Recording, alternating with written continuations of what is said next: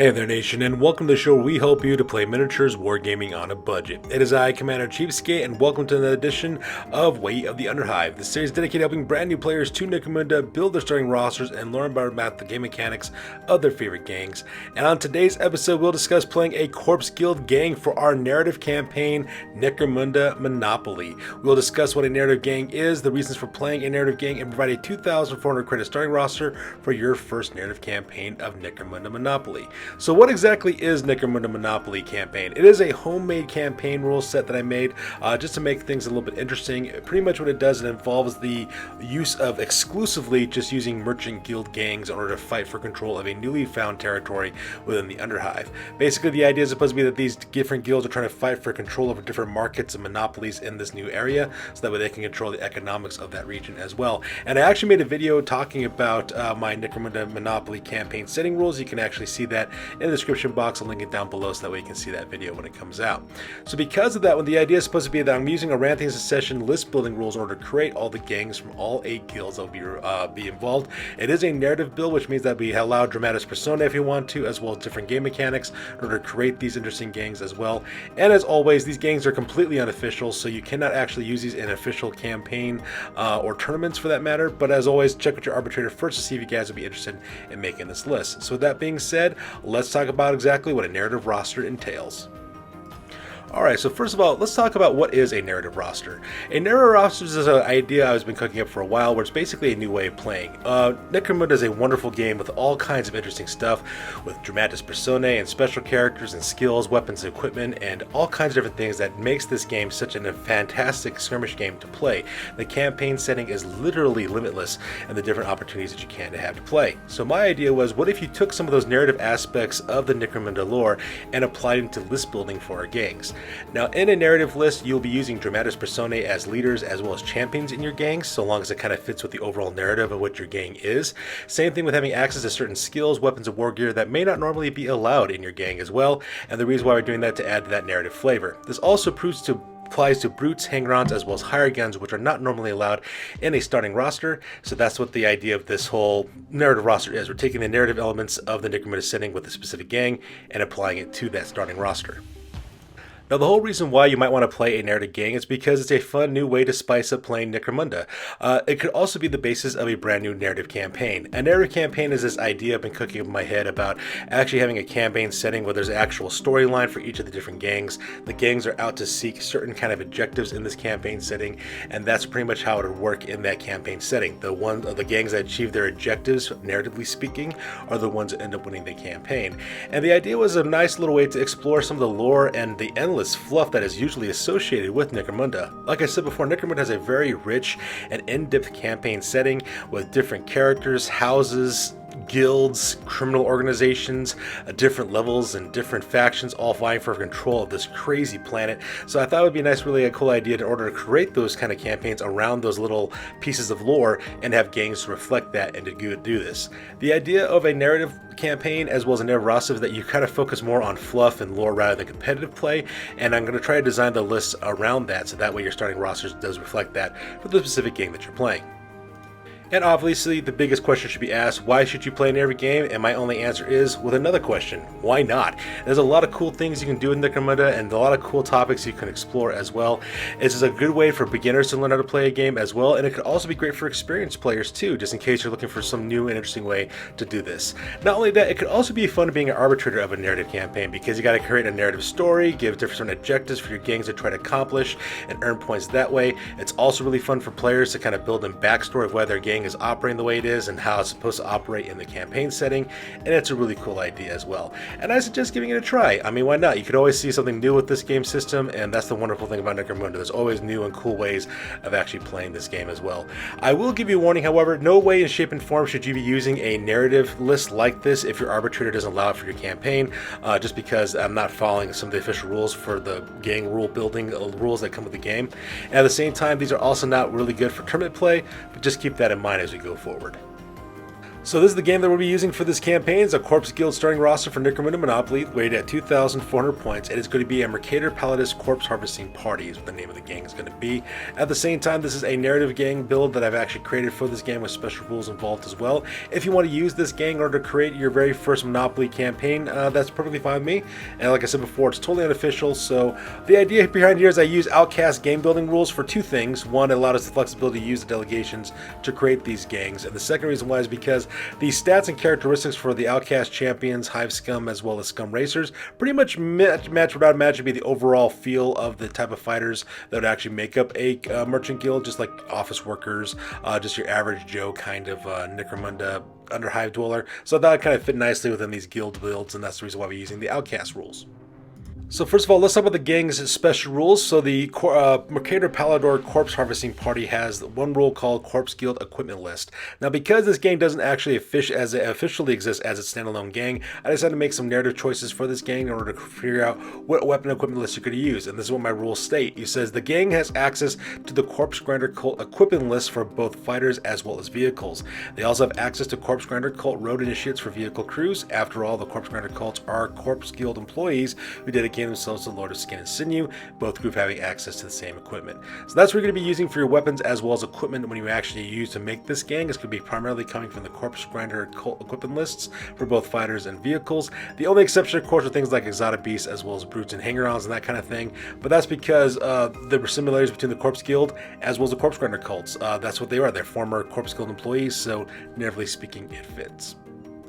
And because they are a Corpse Guild, they'll have the extra Corpse Starch Rations benefit, which means that when a fighter in the gang must roll for the lasting injuries table, they may re-roll the result, although they must abide by their second roll, even if it is worse. So this is normally a benefit you would get for being in alliance with the Corpse Guild in your normal games in Necromunda, but because you're playing a Corpse Guild gang, this benefit automatically comes to your gang. And I'm doing this for every single one of the different guilds for the campaign. And you also get the benefit known as This One's Still Moving. It says, during the wrap-up step of the post-battle sequence, roll a d6 for any enemy fighter that went out of action during the battle and suffered a critical injury. On a 6, change the lasting injury result to a memorable death. The fighter has suddenly stopped moving and is claimed by the Corpse Guild. Any weapons and equipment and war gear, including armor they are equipped with, is immediately added to the Corpse Guild stash. So normally this is another benefit that you would actually get as a member who is a gang that's allied with the Corpse Guild, but because you're playing the Corpse Guild itself, this benefit is added to your gang as well for its special rules. So now that we're done talking about the special rules for this gang, let's talk about exactly the fighters who make it up. So up first will be your gang leader, who's going to be the Pale Consort. She's going to cost 205 credits. She's got an Outcast gang leader with the Mastermind archetype because it narratively fits with what her character is supposed to do. She does have an armored undersuit as well as a mesh armor, giving her a 4-up armor save as well. We're upgrading her with a hotshot last pistol, make her a little bit more survivable with her close range shooting as well as a fighting knife as well. She does have a medical skull as well as a respirator automatically. She also comes with the fearsome as well as the overseer skills automatically with her stats. And for her, we're going to give her the Iron Will skill because just in case that we have -1 to hit for your bottle test, just because the overall narrative of the Pale Consort is these very terrifying and intimidating individuals, and that's the reason why we equipped her as such. After that, you have your first Bone Scrivener, which is when you're going to be one of your Outcast champions. It costs you 210 credits. This fighter will also have the Mastermind archetype as well. They're automatically equipped with mesh armor, and we're buying this guy a hand flamer so that way he's got good self-defense attacks using that hand flamer template. He's also got automatically comes with a stiletto knife, as well as a gun skull and a respirator. He's also packing a cult icon for that additional larger group activation. He automatically comes with the fearsome skill, and because he is a Mastermind archetype, we're giving him the evade skill from the cunning skill tree, so that way it's a little bit harder to shoot with ranged combat, just because I imagine that's exactly what the Bone Scrivener acts like. He's kind of small, he's kind of stout, at the same time kind of dodge shots coming his way as well. Alright, so your very first Outcast champion number 1. This guy's going to cost you 220 credits. He's a gunslinger archetype as well. He's got an armor undersuit as well as mesh armor and a harpoon launcher because that's one of the weapons that are coming from the Corpse Grinder Cult equipment list that we mentioned earlier in this video. At the same time, he's also packing auto pistol for a backup weapon as well as the fast shot skill so that way he can fire this harpoon launcher twice. The reason why is because I imagine this guy's job at the Corpse Guild is to actually like reel in like pieces of corpse meat and bring it in directly to the factory, and that's the reason why he's so skilled with using that harpoon launcher. This is followed by Outcast Champion number 2, it's going to cost 250 credits. Once again, this guy has also got the Gunslinger archetype as well. He's got an armor undersuit as well as mesh armor for a 4-up armor save. He's also packing a flamer for his special weapon as well. He's got an auto pistol for a backup weapon. He's got the hip shooting skill so that way he can take a double action to move up twice and then fire. Now, usually hip shooting requires you to take a -1 to your ballistic skill when you do shoot, but because Armor the Flamer, it doesn't matter anyways because that thing automatically hits his target so long as it's under the teardrop shaped template that comes actually the Flamer weapon. And because we are using Wrathing Succession list building rules, we can double the number of champions. So champion number 3 is going to cost you 305 credits. This guy's got the Survivor archetype as well as mesh armor and under armor undersuit for a 4-up armor save. And he's packing a heavy flamer, which is a much stronger version of the flamer. And it's also got an auto pistol for a backup weapon as well as a Nerves of Steel skill. Now the reason why we're including this heavy flamer in the list is because I imagine that Outcast champions number 2 and 3 are the guys who basically cook the bodies or grind the bodies down to corpse starch. They sterilize using their flamers, and that's the idea behind it. Plus, this guy's gonna be shot at quite a bit, so that's why he's got the Nerves of Steel skill. If he wants to escape hitting, all he has to do is pass a cool test, and he'll get right back on his feet again. And because you are also a corpse grinder guild and you're having a corpse harvesting party, you don't automatically come with 2 corpse grinders. Grinder number 1 and 2 both cost exactly the same at 160 credits apiece. Both have armored undersuits as well as flak armor to give them that 5-up armor save. Both have chain glaives automatically for their close combat weapons, and they both have crushing blows so that they can add additional strength and damage to one of their attacks with their chain glaive. And these guys automatically come with a delegation anyways.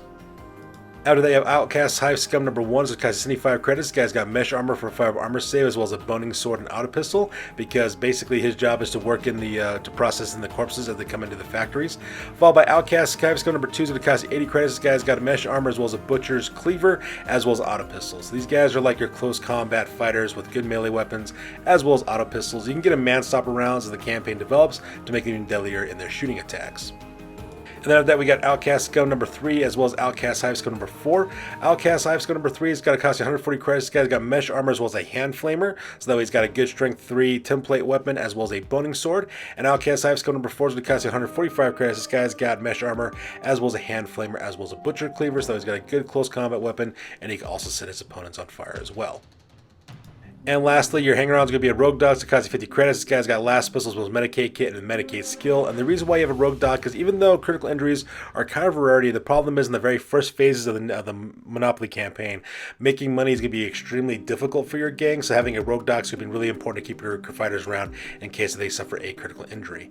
And then because this is also going to have some scenarios taking place on the Ashway, so you do have a vehicle, you do have a Corpse Grinder Cult Road Initiate, so it costs you 400 credits. And the reason why you have this vehicle operator is because, as mentioned in the special rules, you get access to the Corpse Grinder Cult equipment list for both fighters as well as vehicles. So this will be your vehicle operator. He's going to be driving a rock grinder truck that's got a refrigerator container, which is actually one of the new special vehicle upgrades that came out for Feast of the Fallen from the Apocrypha Necromunda special rules, as well as a meat grinder and a feast table. So you'll be able to have guys cure up wounds and flesh wounds, at the same time also make your opponents actually easier to catch with the meat grinder when you try to charge with your vehicle, and the feast table as well also helps out with cool as well as willpower tests. And it's also got Grizzly trophies as well, which means your opponent has to pass a willpower test if they want to strike at the vehicle in close combat. It's got escape patches to help make your vehicle crew survive a little bit better, and it takes you to take a non-glancing hit.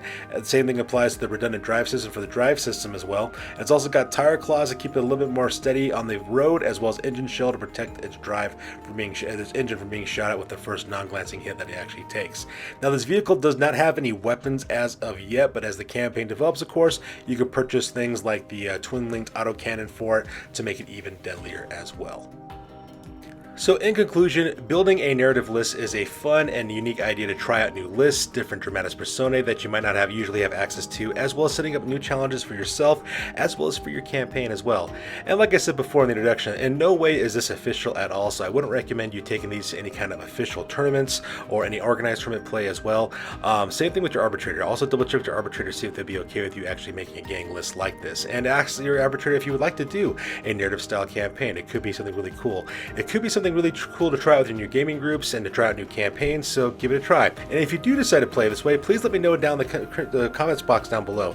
I'd love to hear some of the comments and feedback you guys have about using the different lists I create, as well as some future other campaign ideas that I have coming down the pike. And of course, I'll bring up more videos about this topic as time goes on.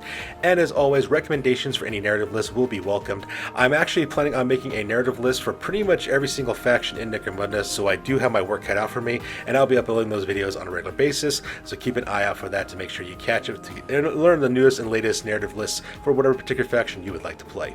So that's good for this week, guys. As always, please feel free to like, comment, and or subscribe. Your guys' input is invaluable to us as always. Also check us out on Facebook, Instagram, as well as blogger.com for all the latest greatest hobby news related to this channel. That's good for this video, guys. We will catch you guys in the next one. Peace out and stay classy.